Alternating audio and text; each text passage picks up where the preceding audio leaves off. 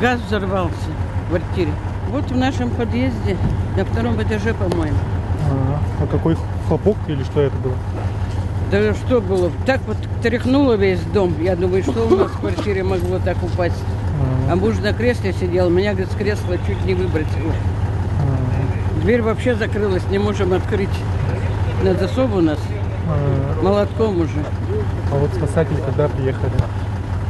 А вот моментом приехали. Я позвонила сразу, они говорят, все, машину отправляем, они уже, по-видимому, сдали. В квартире номер 7 произошел сегодня взрыв по Петра Алексеева 4, дом 2.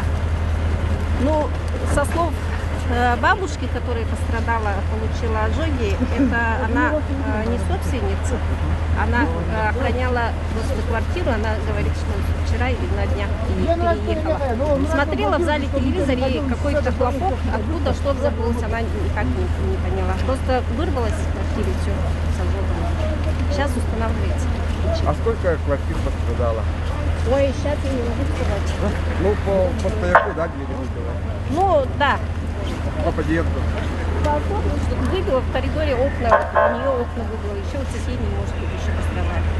Люди Короче, пострадали волна взрыва была большая. еще? А сколько человек пострадало?